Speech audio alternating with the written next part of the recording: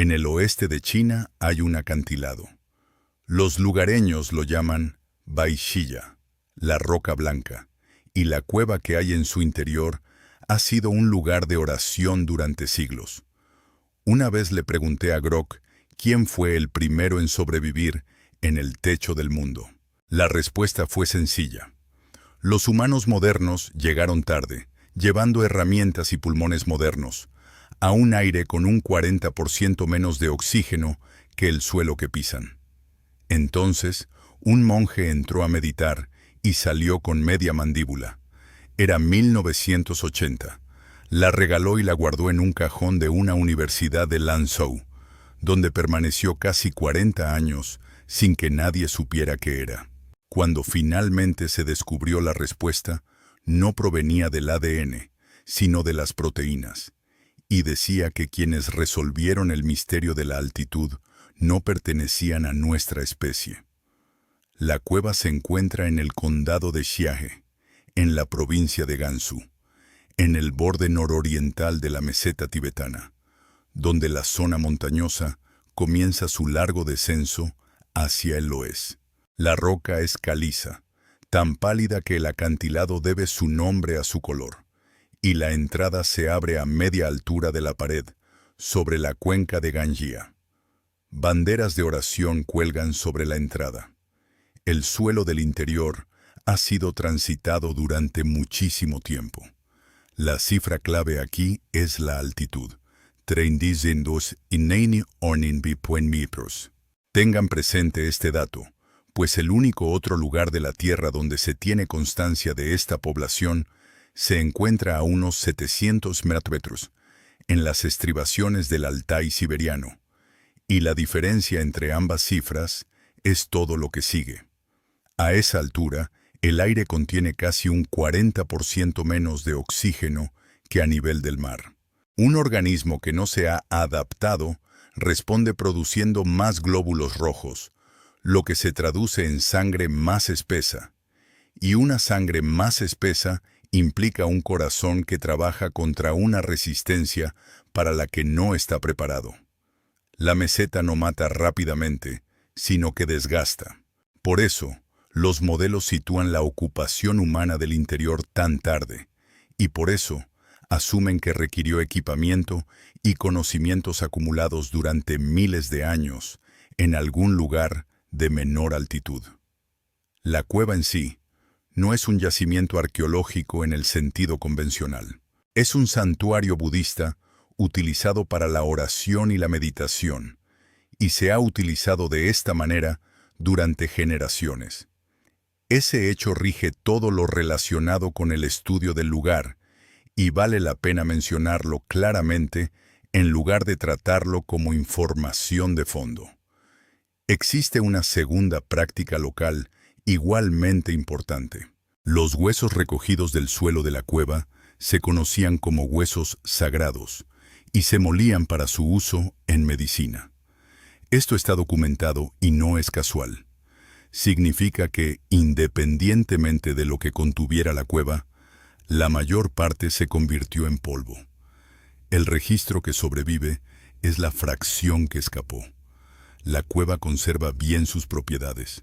La piedra caliza kárstica, fría, seca y protegida de las fluctuaciones de temperatura del exterior, acumula sedimentos capa tras capa a lo largo de un enorme lapso de tiempo. Los huesos depositados en ese suelo adquieren una costra de carbonato proveniente del agua rica en minerales que fluye a través de la roca, y esta costra se endurece sobre la superficie como una concha. Parece un daño. Se asemeja más a un reloj, ya que la costra se puede datar, y todo lo que se encuentra debajo debe ser más antiguo que la costra que se formó encima. No se sabía que nada de esto fuera significativo. No hubo excavaciones aquí durante la mayor parte del siglo XX, ni estudios, ni expectativas. Las cavernas de esos acantilados se consideraban lugares de peregrinación más que lugares de prehistoria, y se asumía que el pasado remoto de la región comenzaba con la llegada de personas parecidas a nosotros, que portaban herramientas como las nuestras, hace apenas unas decenas de miles de años. En 1980, un hombre entró en la cueva para rezar, miró al suelo y recogió algo que llevaba allí mucho tiempo, mucho antes de que a nadie se le ocurriera construir un templo frente a ella. No era arqueólogo, no buscaba nada en particular, y no le dijo a nadie en qué cueva lo había encontrado. Lo que había recogido era la mitad derecha de una mandíbula inferior fosilizada, con 2 molares aún en su sitio. Era pesada, claramente antigua, y claramente pertenecía a una persona. El monje se la entregó al 6º Buda viviente de Gungtang, Jigme Tempa Wangchug, quien reconoció su importancia y la envió a la Universidad de Lanzhou, donde llegó a manos del geólogo Dong Wangrong. Esa cadena de decisiones es la razón por la que existe el fósil. El resultado alternativo era la piedra de moler, y no hay forma de saber cuántos otros tomaron esa ruta. Pero el monje nunca registró en qué cueva había estado. Hay muchas cavernas en esos acantilados. El espécimen fue almacenado sin una procedencia segura, lo que significaba que no se podía datar por su capa, no se podía vincular a ningún conjunto, no se podía colocar en ninguna secuencia. Fue a parar a un cajón. Permaneció allí durante casi 30 años. En 2010, 2 investigadores abordaron el problema. Fahu Chen, más tarde director del Instituto de Investigación de la Meseta Tibetana en la Academia China de Ciencias, y Dongyu Chang, de la Universidad de Lanzhou, quien acababa de terminar su doctorado y cambió por completo la dirección de su investigación de la meseta más baja a este único objeto inexplicable. Su primera tarea no fue identificar el fósil, fue encontrar la habitación de donde provenía. Trabajaron en las cuevas candidatas en la cuenca de Ganjia, reduciendo las posibilidades según la geología y lo que los relatos locales podían aportar hasta que las posibilidades se redujeron a una. Bai Shiya. Incluso entonces, el trabajo no podía simplemente comenzar. La cueva es un lugar de culto activo y la excavación sistemática requirió el permiso de las autoridades religiosas y culturales, así como de las arqueológicas. Dichos permisos tardaron años. La primera excavación propiamente dicha dentro de la cueva no se realizó hasta 2018, 38 años después de que la mandíbula fuera extraída de ella. Mientras tanto, la mandíbula misma se resistía a ser descompuesta. Era, según la descripción de los investigadores, muy robusta. El cuerpo de la mandíbula era grueso y bajo. No había mentón ni la proyección frontal en la parte delantera de la mandíbula, que es una de las pocas características genuinamente diagnósticas de nuestra propia especie. Los molares eran excepcionalmente grandes, y el tercer molar nunca se había desarrollado, una condición llamada agenesia. Así que la hilera de dientes simplemente terminaba donde debería haber estado una muela del juicio. Luego había un detalle que apuntaba a algo extraño. El segundo molar inferior tenía 3 raíces en lugar de 2. Shara Bailey y sus colegas documentaron posteriormente en un artículo para las actas de la Academia Nacional de Ciencias que este rasgo aparece en menos del 3,5% de los Homo sapiens no asiáticos, pero puede superar el 40% en poblaciones de China y América y ronda el 25% en Nepal. Una anomalía rara en casi todas partes, y una variante común en Asia Oriental y las poblaciones descendientes de ella. Así pues, aquí estaba el problema, guardado en un cajón en Lanzo, demasiado robusto y primitivo para un humano moderno, erróneo en los detalles para Homo erectus, compartiendo algunas características con los neandertales y no otras, portando un rasgo dental que se encuentra en poblaciones vivas de Asia Oriental en una mandíbula que claramente no pertenecía a ningún ser vivo. No coincidía con nada, y nadie podía nombrarlo. Ese fracaso en la clasificación no era exclusivo de la mandíbula de Shage. Era la condición de todo un registro fósil. China posee una colección de cráneos y mandíbulas del Pleistoceno medio que nadie ha logrado ordenar de forma coherente. Dalí, Jin Yushan, Fuji Yao, Maba, Hualongdong, cada uno descrito cuidadosamente, cada uno con una etiqueta cautelosa, y las etiquetas mismas registran la dificultad. Una población de estatus taxonómico incierto, no erectus, homininos del Pleistoceno medio de Asia Oriental, una variante oriental de los neandertales. Estas no son clasificaciones, son marcadores de posición. En ese contexto, había 3 lecturas disponibles de la mandíbula de Shage, y cada una tenía un argumento real detrás. La primera era que pertenecía a un Homo erectus tardío. El erectus había estado en Asia Oriental durante algo cerca de 1 millón de años. La robustez encajaba. El cuerpo pesado encajaba. Las proporciones arcaicas encajaban. Era la explicación más económica disponible, que no requería que existiera nada nuevo. La segunda era que se trataba de un Homo sapiens arcaico. Esta es la categoría que absorbe precisamente estos especímenes, los que parecen transicionales en forma y se encuentran en medio de la línea de tiempo, ni una cosa ni la otra. Según esta interpretación, el individuo de Shage era un miembro primitivo de nuestro propio linaje, aún no completamente moderno en su rostro y mandíbula. La tercera interpretación era que se trataba de un neandertal oriental. Varios fósiles chinos habían sido interpretados de esta manera. La mandíbula de Shage comparte rasgos con las mandíbulas neandertales, y se documentó la presencia de neandertales en lo profundo de Asia Central. Extender su área de distribución más al este no era una afirmación extraordinaria. 3 interpretaciones, 3 árboles genealógicos diferentes, y ninguna manera de elegir entre ellos. Cada debate se basaba en el mismo puñado de medidas tomadas del mismo fragmento de hueso. La morfología no podía resolverlo porque era lo único que se tenía. Lo que lo habría resuelto era el ADN, y el ADN había desaparecido. Los repetidos intentos no recuperaron nada útil. El espécimen era demasiado antiguo, y las condiciones en el momento del entierro no habían sido lo suficientemente favorables durante el tiempo suficiente. El material genético se degrada según un calendario, y este se había agotado. La solución llegó en 2016, cuando Chen y Zhang iniciaron una colaboración con el Departamento de Evolución Humana del Instituto Max Planck de Antropología Evolutiva en Leipzig, bajo la dirección de Jean-Jacques Hüblin. La propuesta consistía en dejar de buscar ADN y optar por algo más sólido.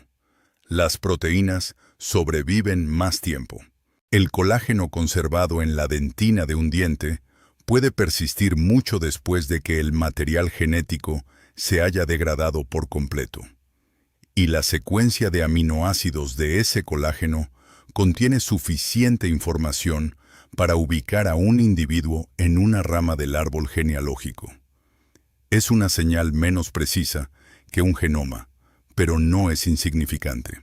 Mientras se realizaba ese análisis, la cuestión de la datación se le encomendó a Chuan-Chou Shen, de la Universidad Nacional de Taiwán. La costra de carbonato que se había formado sobre la superficie del hueso podía datarse mediante métodos de series de uranio, obteniendo una cifra de al menos 160.000 años. Esa palabra es importante. La costra se formó después de que el hueso ya estuviera allí, por lo que establece un punto de partida, no una edad. La mandíbula tiene esa antigüedad como mínimo, y posiblemente sea considerablemente más antigua. Así que tenían una fecha. Lo que no tenían era un nombre. Las proteínas iban a proporcionar uno, y nadie involucrado esperaba el que regresó. El artículo apareció en Nature en mayo de 2019, escrito por Fa-Hu Chen, Frido Welker, Xuan-Chou Shen, Shara Bailey y sus colegas. Welker, trabajando entre Max Planck y la Universidad de Copenhague, dirigió el análisis de proteínas. Y tuvo cuidado de señalar que las secuencias que recuperaron estaban degradadas en el patrón específico en el que se degradan las proteínas antiguas, que es lo que separa una señal real de la contaminación moderna. El colágeno colocó al individuo en una población estrechamente relacionada con los especímenes de la cueva de Denisova. La mandíbula era denisovana. Para entender por qué se produjo ese impacto, hay que comprender qué era un denisovano en 2019. En 2010, un fragmento de hueso de dedo de la cueva de Denisova, en las montañas Altai de Siberia, fue secuenciado por un equipo dirigido por Svante Pääbo, y el resultado no arrojó resultados ni de humano moderno ni de neandertal. Se trataba de un tercer grupo. Nadie lo había estado buscando. Durante casi una década, el registro físico completo de esta población consistió en unos pocos dientes y algunos fragmentos de hueso de esa única cueva. Toda una rama de la humanidad conocida casi exclusivamente a través de su genoma. Tenían una huella genética, pero carecían de anatomía. Sin cráneo, sin rostro, sin cuerpo reconstruido, ni una sola imagen que pudiera describirse como evidencia en lugar de ilustración. Existían como una secuencia. Y ahora, la mitad de una mandíbula encontrada en un acantilado chino era una de ellas. Baixia se encuentra a unos 2.250 kilómetros de la cueva de Denisova. Este fue el primer fósil de denisovano identificado fuera de ella, lo que significaba que no eran una curiosidad siberiana confinada a un solo valle. Estaban extendidos por toda Asia. Luego la altitud. La cueva de Denisova se encuentra a unos 700 metros. Baixia, a 3.980 metros. Esta población no solo estaba presente a gran altura. Estaba presente a gran altura hace 160.000 años, según los primeros cálculos, durante un periodo glacial, en un entorno que los modelos habían reservado para personas con equipo moderno y un largo conocimiento acumulado sobre cómo sobrevivir allí arriba. El impacto de esto en la cronología se puede explicar claramente. La presencia comprobada de homininos en la meseta tibetana retrocedió aproximadamente 120.000 años en una sola publicación. El interior de la meseta, considerado uno de los últimos lugares de la Tierra en ser ocupado, resultó haber estado ocupado antes de que nuestra especie se acercara. El Homo sapiens no llegó a esa región hasta mucho, mucho después. Alguien más llegó primero, y se quedó el tiempo suficiente para dejar a todos boquiabiertos. Ese es el hallazgo, y es suficiente por sí solo. Pero también abrió un problema que la sorpresa no pudo resolver. Un hueso es un hueso. Un solo fragmento en el suelo de una cueva podría significar que una población habitó esa cuenca durante milenios, trabajando las laderas y criando a sus hijos en el aire enrarecido. También podría significar un cuerpo arrastrado por una hiena desde un lugar más bajo y cálido, o un individuo solitario que se aventuró demasiado alto y murió allí, o una casualidad tafonómica que colocó la mandíbula de una persona en un lugar específico en un momento dado. La mandíbula demostraba que habían estado allí, no demostraba que hubieran vivido allí. Y la diferencia entre esas dos afirmaciones es la diferencia entre una visita y un hogar. La respuesta surgió de la propia Tierra. En 2020, un equipo informó en Science que habían recuperado ADN mitocondrial denisovano directamente del sedimento del suelo de la cueva. Dong-Hu Chang, Dirigió el trabajo junto con Fa-Hu Chen, Qiaomei Fu, del Instituto de Paleontología de Vertebrados y Paleoantropología, Svante Pääbo y Bo Li, de la Universidad de Wollongong. No se requirió ningún cuerpo. Un cuerpo deposita material genético en el suelo que ocupa, y si el suelo es lo suficientemente frío y estable, ese material permanece allí. Las señales provenían de capas datadas en aproximadamente 100.000 años, aproximadamente 60.000 y posiblemente alrededor de 45.000. No se trata de un solo individuo que pasa por allí. Se trata de una presencia que regresa a la misma sala a lo largo de decenas de miles de años. Vale la pena detenerse en la objeción, porque un comentario técnico publicado cuestionó el resultado. El argumento era que la fuente del relleno de la cueva no se había caracterizado suficientemente y que el agua que se movía a través de los sedimentos podría haber transportado material genético entre capas, lo que socavaría cualquier intento de asignar una fecha a una señal. Los autores discreparon. Ese intercambio se encuentra en la literatura, y este relato no está en condiciones de zanjarlo. Luego, en 2024, un segundo estudio en Nature abordó el problema desde una perspectiva diferente. Huanxi Dongyu Zhang, Jeff Smith de la Universidad de Reading, Jean-Jacques Hoblin, Fa-Hu Chen y Frido Welker excavaron 2 trincheras, de 1 metro por 2 metros cada una, a unos 20 metros dentro de la cueva, lo suficientemente profundas para protegerse, pero lo suficientemente poco profundas para que aún llegara la luz del día.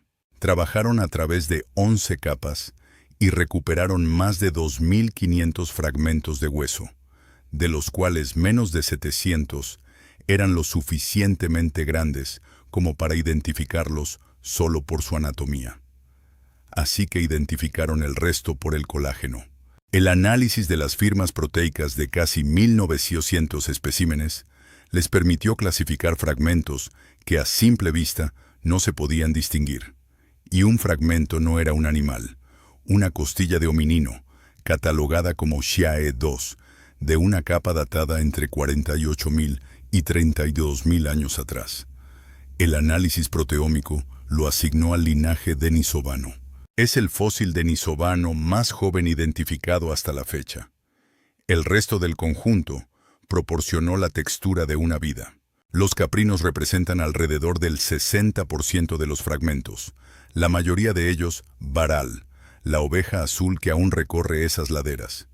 Junto a ellos, yaks salvajes, équidos, rinocerontes lanudos, hienas manchadas, marmotas, puercoespines, liebres y aves, incluyendo águilas reales y faisanes, zorros y lobos, leopardo de las nieves. Marcas de corte recorren el material. Muescas de percusión en huesos largos donde fueron abiertos, carne despojada, médula extraída, pieles trabajadas, algunos huesos quemados. Este era un lugar donde los animales eran traídos y procesados repetidamente por personas que sabían lo que hacían. Las herramientas de piedra no eran sofisticadas. La tecnología simple de núcleo y lasca funcionaba con lo que el paisaje proporcionaba. Suficiente, pero no impresionante.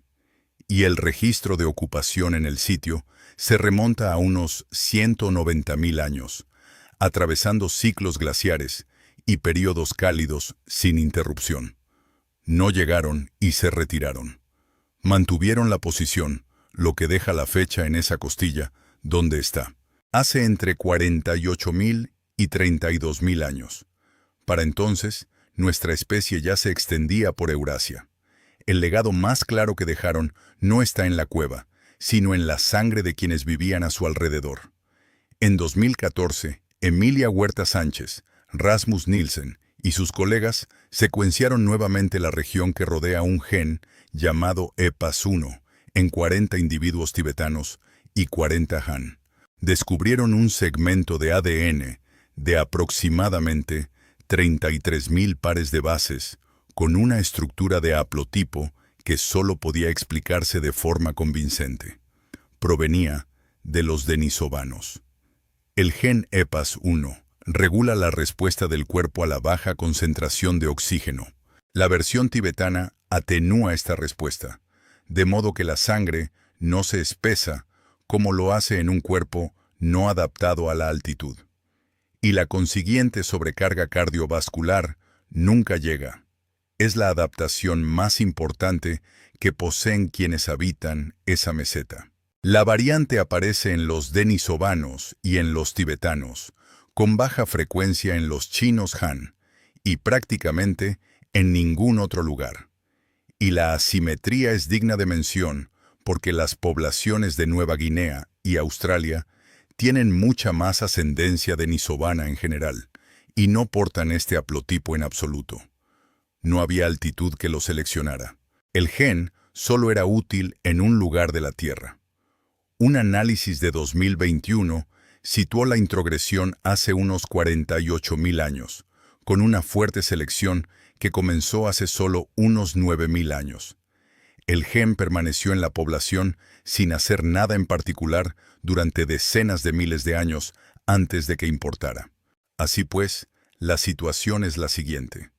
Una población que desapareció como pueblo es la razón por la que el techo del mundo es habitable. No dejaron casi descendientes propios, y dejaron lo único que hizo que el lugar fuera habitable para todos los que vinieron después.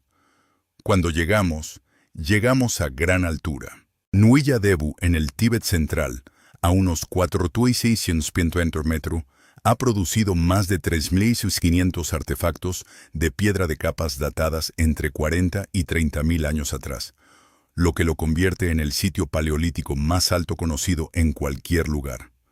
Se atribuye a humanos modernos, y esa atribución es una inferencia. No se han recuperado restos humanos ni ADN allí. Nadie ha demostrado quién hizo esas hojas. Los propios denisovanos finalmente obtuvieron un rostro en junio de 2025. El equipo de Xiao Mei Fu publicó en Science y en Cell sobre un cráneo casi completo recuperado en 1933 de la base de un puente en el río Songua, en Harbin, de al menos 146.000 años de antigüedad, llamado Homo longi en 2021. 95 proteínas endógenas que portan 3 variantes derivadas de denisovanos y ADN mitocondrial extraído del cálculo en sus dientes. Se agrupa con el espécimen denisovano original. Después de 15 años de un genoma sin un cuerpo, había un cráneo. ¿Cómo denominar todo esto? Sigue siendo objeto de debate. Algunos investigadores agrupan estos fósiles bajo Homo longi. Otros los ubican bajo Homo luzonensis, que incluiría la mandíbula de Xuchang y la mandíbula de Penghu, del estrecho de Taiwán. No hay una respuesta definitiva, y no corresponde a este relato imponer una.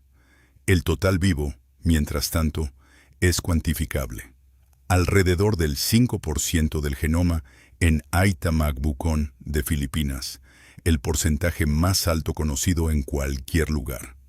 Aproximadamente el 4% en los habitantes de las tierras altas de Papúa Nueva Guinea y los aborígenes australianos. Niveles más bajos en el este de Asia, y aún no se ha encontrado el genoma nuclear de la mandíbula de Xuchang. Todavía no hay respuesta sobre cuándo terminaron, ni por qué. Volvamos al acantilado, a la roca pálida, a las banderas de oración colgadas en la entrada de una cueva a 380 metros sobre el nivel del mar. Volvamos al hombre que entró allí en 1980 para rezar, miró hacia abajo y se llevó media mandíbula en lugar de dejarla molida para convertirla en medicina. No sostenía una reliquia de los ancestros de nadie en el sentido común. Sostenía la primera prueba de que otro tipo de ser humano ya había resuelto el enigma del mundo mucho antes de que llegáramos a intentarlo. Ya no existen como pueblo. Permanecen aquí como fragmentos. Un fragmento de código en la sangre de todo aquel que respira con facilidad en esa meseta. Y el precipicio aún conserva lo que no ha entregado. 2 trincheras en un suelo se recorren desde hace siglos.